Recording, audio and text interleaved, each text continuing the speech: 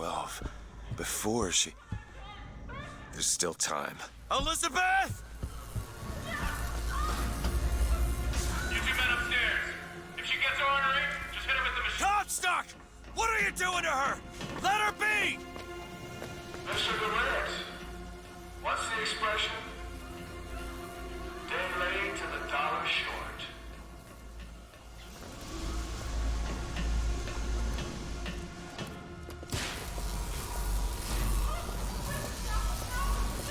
I gotta get in there.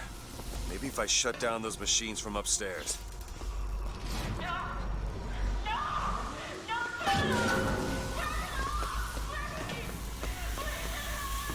we give her something to quiet her down? Well, the prophet says half the procedure is fake. Hello everyone, welcome back to Bioshock Infinite, and we are doing this. And get ready for a lot of sped up shit in this video, because this is a section of the game marked by just constant, like, gun battles, really. Not very plot heavy, this section of the game. I don't know what I was pausing here for, but I left it in because I'm awesome.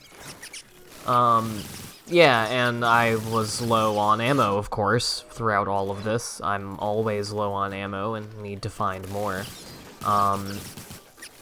So, a lot of dying, a lot of just backtracking through this area, and annoying enemies just coming through and being enemies in video games. And then, yeah, you go around and you try to throw the switches and get Elizabeth out of the place. And yeah, every time you move around the corner, there's new enemies, and then they kill you, and then you gotta walk all the way back. And I don't think you have to take that super roundabout way that I keep taking to get into this part of it, but this is kind of a confusing area to me, even though it's just like two hallways on either side of something, but it still fucks me up, and I'm just an idiot, I guess, so. But yeah, so I don't have any, like, cool conceptual things to talk about in this, or about anything that happens in this part of the game. It's funny that I keep getting stopped by this series of events while I'm walking around, because you're not supposed to be, like, moving around at this point, but, yeah. There's not really anything that furthers the sort of, certainly not the political, and not really much of the plot points in this game that I usually spend my time talking about, so I'm just going to be talking about some bullshit while I shoot people, but we do have some little bits to do, like this one. I got you, it's okay. And of course, Elizabeth is in, oh, that's brutal. I never liked that part. In true, like, normal video game fashion, you know, our female character has to have, very pronounced titties at the, most, sort of serious and climactic section of the game. Also makes you press F like 3 times to tie up her corset. I'm not sure. Anyway, I'm gonna shut the fuck up. Paris, Elizabeth. Remember, you wanted to go We're to... not leaving. We are going to find Comstock. Why? You saw what he turns me into. I will not allow that. And so what, you're going to kill him? Is this where you start moralizing, Booker? You forget. I know you. I'm not going to let you kill him. Really? Booker? What are you going to do to stop me? Not a damn thing. Because I'm gonna do it for you.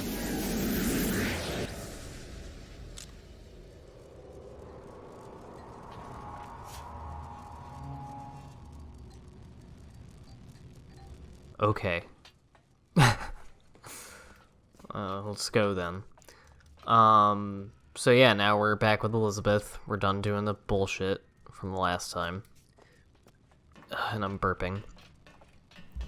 Also, I guess now that we have broached the concept of killing Comstock, which I don't think anyone was ever in any, like... I don't think, even if you know nothing about this game, that you didn't think that it was eventually going to come to that. He's the main villain of the game. But, Can you unlock this? yes, we are going to go kill Comstock now, is the idea. And with that, I should mention that someone, I think it was Flustered Custard, but I don't remember, somebody made a point about what I was talking about in the last video with all of the quantum theory, like string theory, multiple realities for every decision trope not making sense. And while I still do think that there are lapses in the internal logic of the story of this game at certain points, they pointed out that I was thinking about it a little bit wrong, because at least in this game's case,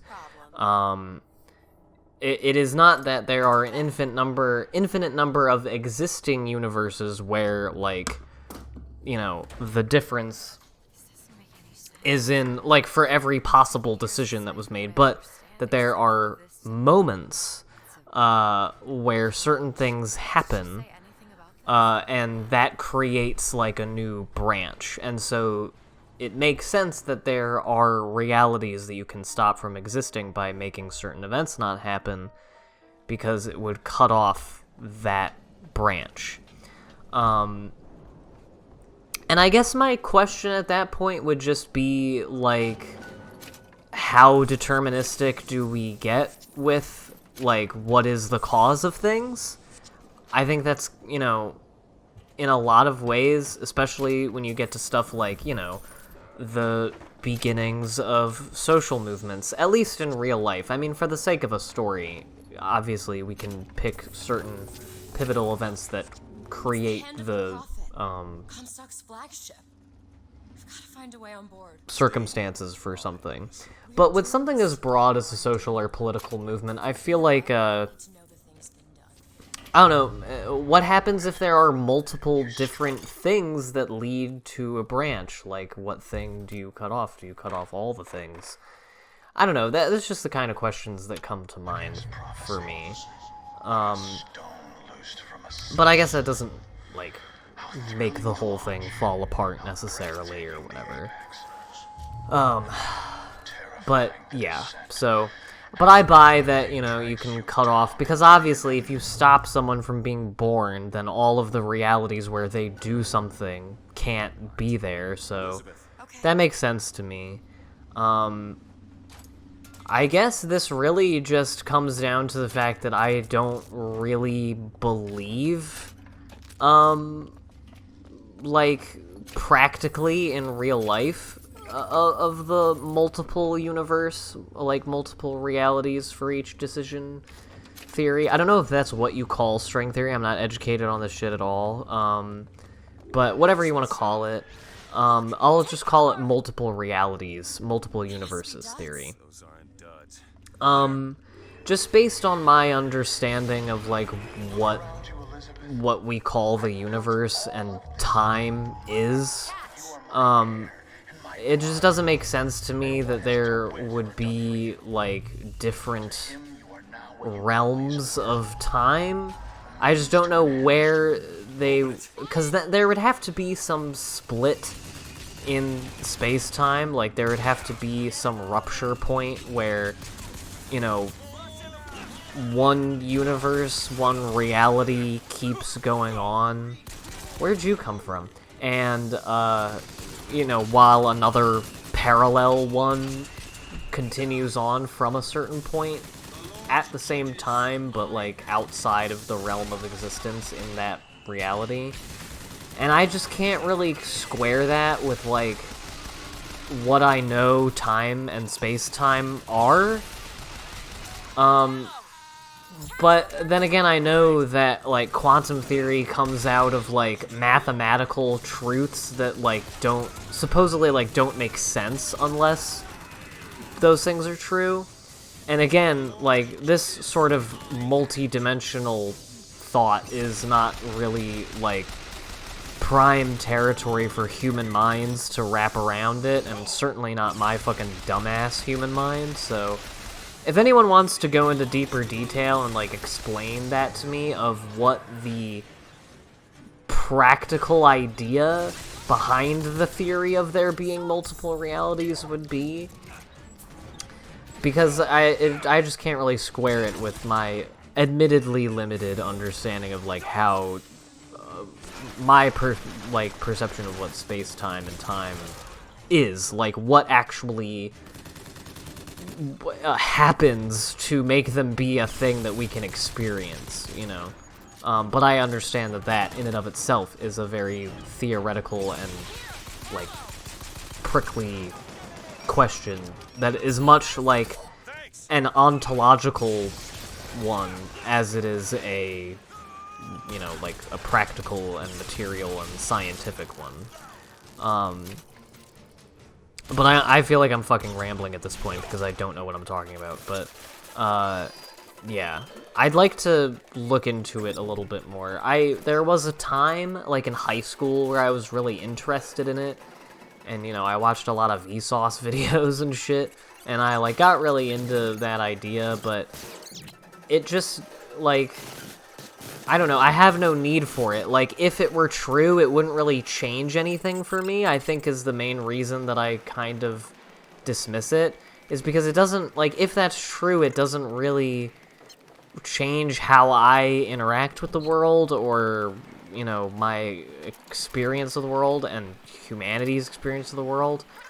It's kind of like the simulation thing, like, if all of reality is just a simulation that we don't have the capacity to perceive, then, like, nothing really changes. Like, that doesn't really affect me in any way. Like, I'm still trapped in a reality either way.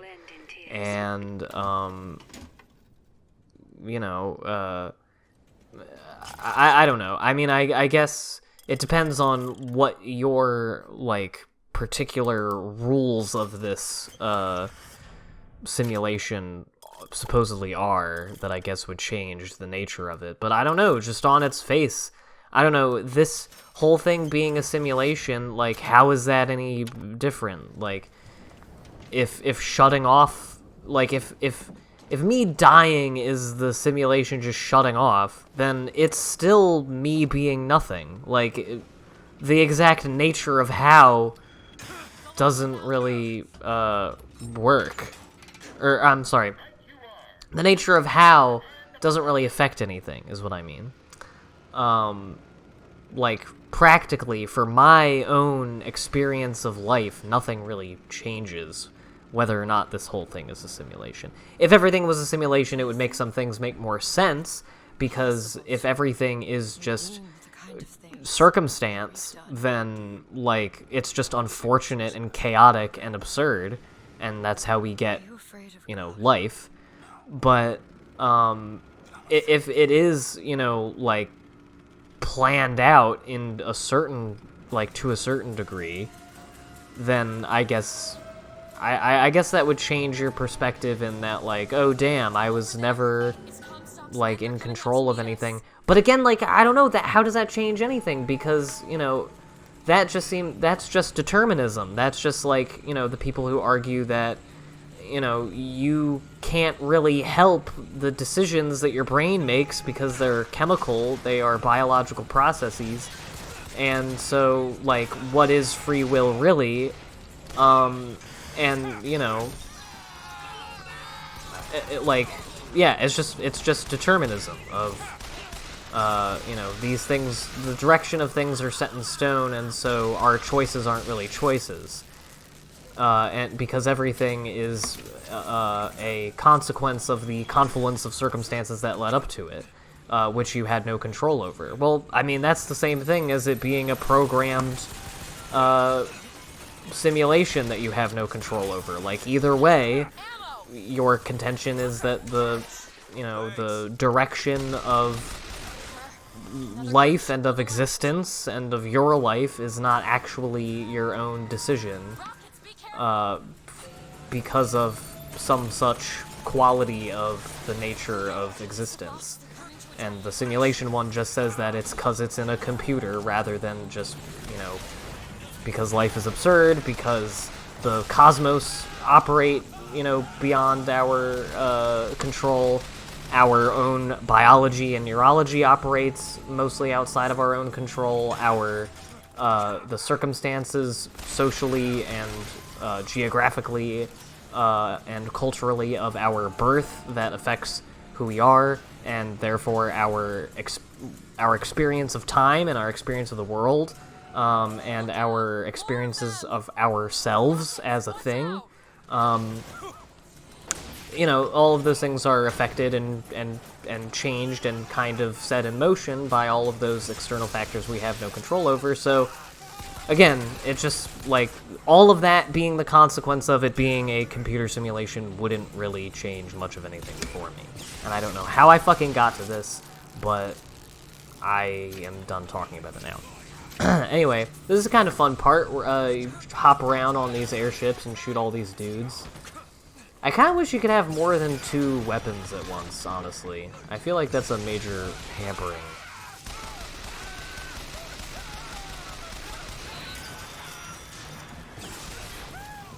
But yeah, this is pretty much it. And don't worry, we're gonna get... The reason I'm not, speeding this part up all that much is because... or at all, is because I'll be speeding a lot up of the next section where we're actually on Comstock's airship, because that's like even more hopping around and shooting things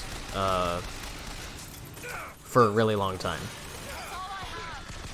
Oh yeah, it's really great how she always has all she has right as a shitload of new enemies have come out, and I'm almost out of ammo, but she got it there.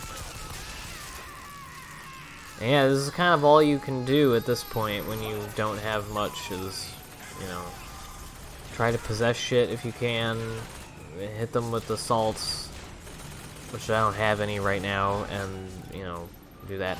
I don't know what the fuck happened there. I guess I wasn't supposed to try to jump up onto that airship because I pressed space and you saw he geared up and started jumping toward it. You wouldn't, would you? Look! There's skylines all over the surface of the flagship. They're covered with those motorized Patriot pods. Well, that must be where they're deployed from. I wouldn't go near those lines while those pods are in place. Comstock is at the top of the ship. Let's head up. Look into his child. There's something about him that you just can't put your finger Booker, on. ammo! Soon you'll understand the man I am and the Catch, man Booker. he That'll do. isn't. Yeah, what the fuck? Did you see that? Well, I switched specifically to the repeater so that when she handed me ammo, I would get some repeater ammo, and she didn't. I don't know if she, like, only gets ammo for specific guns at each time. Sometimes I see that it fills up my ammo for both. But especially when I have 0 on one, she never gives me... Is that it? That she doesn't give you ammo for things you have 0 ammo for unless you have 0 for both of them? Or are there just some guns that she can't find? I don't know if there's any rhyme or reason to which weapon she does or does not give you ammo for. But anyway.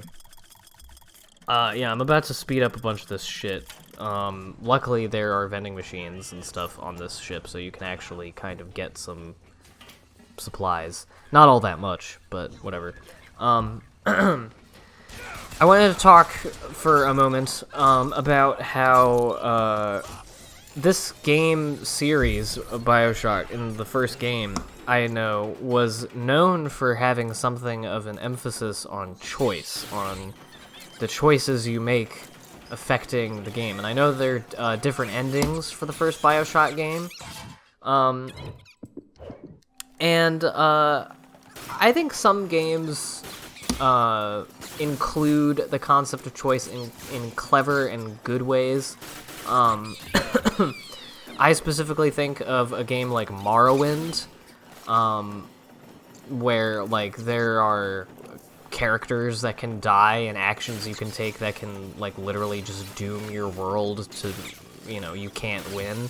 That's a little extreme, I suppose, but I like that about it. And it also gave us a very funny Jeffrey Epstein meme. But,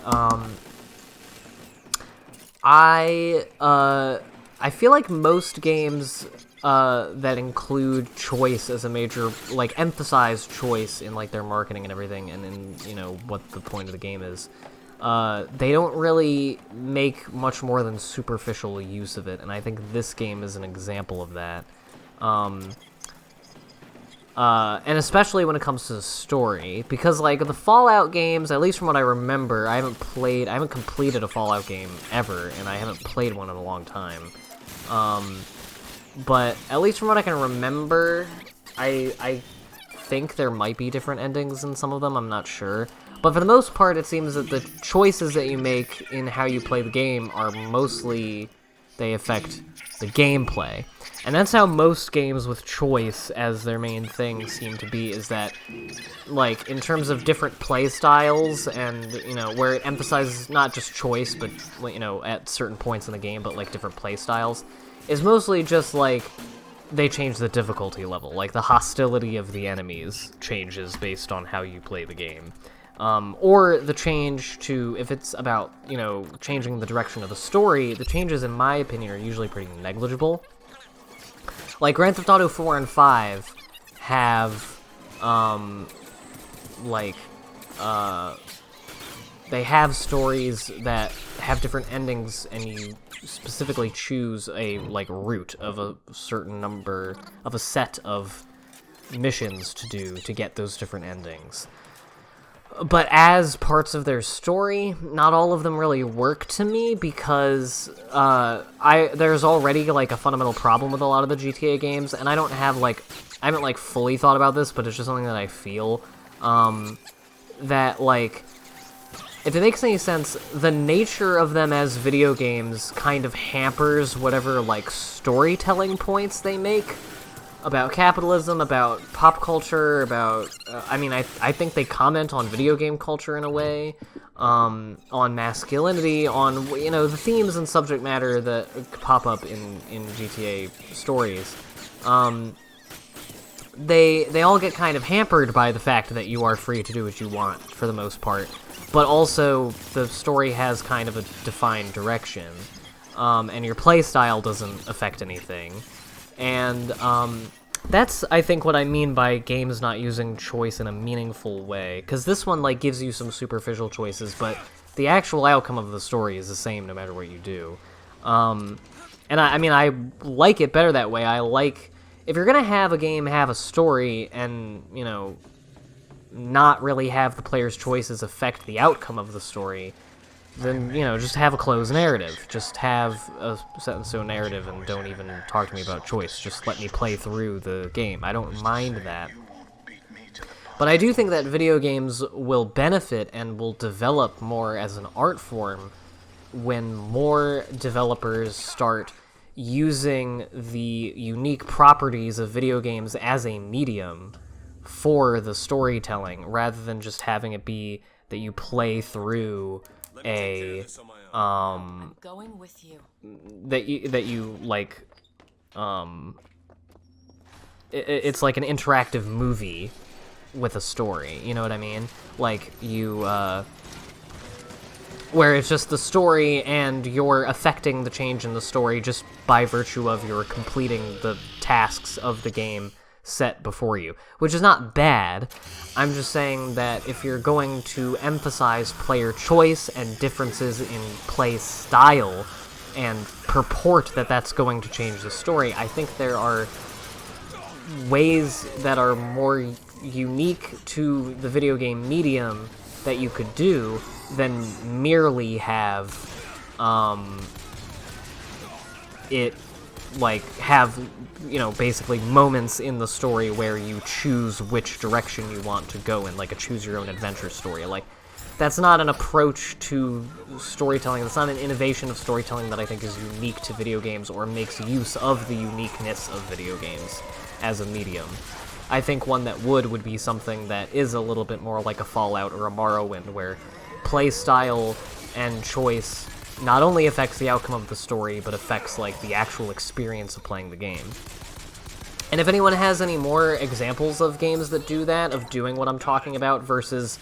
And if you have examples of games that you think do the not that thing that I'm talking about, and, you know, what differences you see in those, I would really like to hear them, because, like I said, this is just kind of an idea. Like, there's a reason I'm talking about this in an LP and not a video essay or anything. Like, this is just an idea about video games that I've kind of felt vaguely, and I've had and I've been thinking about, but I don't really, like... Excuse me. I haven't fully, you know, developed exactly how I feel about it, or, like, you know, thought of a bunch of airtight examples of what I'm talking about. So, if anyone has anything to build upon this, or anything to add to that discussion, I'd love to hear it, and, you know, because it might take me in a direction of being able to sort of develop that idea, that point further.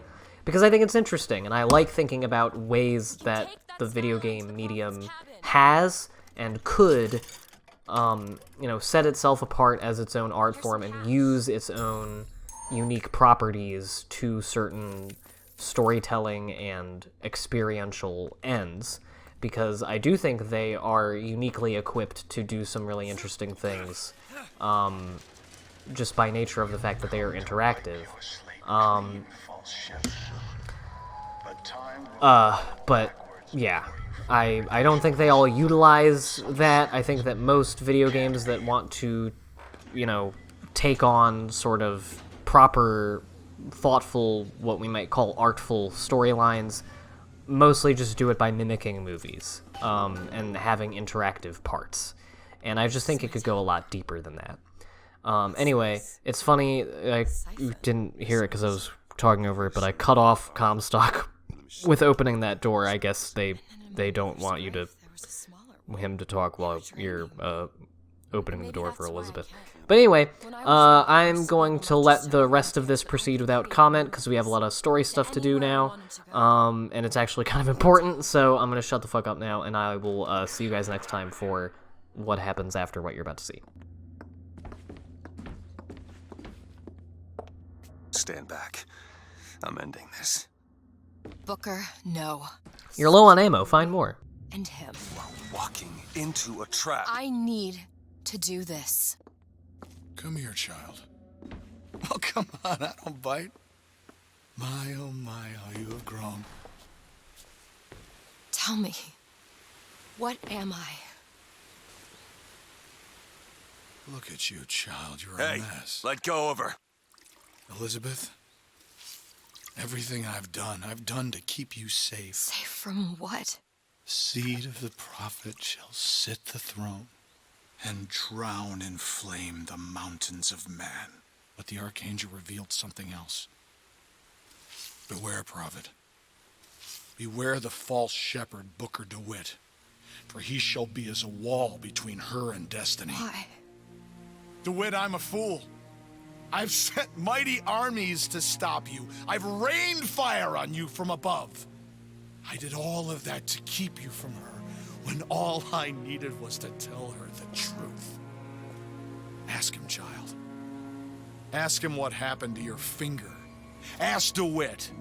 Let go of me. Ask him. Ask the false shepherd. Tell her. Tell her, false shepherd. Tell her the truth. My hand. Tell her. Tell Please her let about go. her finger. She's your daughter, you son of a bitch! And you abandoned her! Was it worth it? Huh? Did you get what you wanted? Booker. Tell me! Booker. Tell me! It is finished. Nothing is finished! Booker. You locked her up for her whole life! Booker. You cut off her finger, and you put it on me! Booker, stop it! You killed him. What did he mean? Huh? You tell me, what did he mean about my finger? I don't know. Yeah, I just assumed you were born with it. I don't know. Your nose. It's bleeding. What? Elizabeth, I swear to you, I have no idea what he was talking about. You too. You just can't remember it. No. I'll prove it to you. We'll destroy the siphon. The answer's behind one of your doors. You just have to open it. Destroy the siphon? It's the entire tower, Booker. How are we gonna do that? I don't know. But I'll think of something on the way.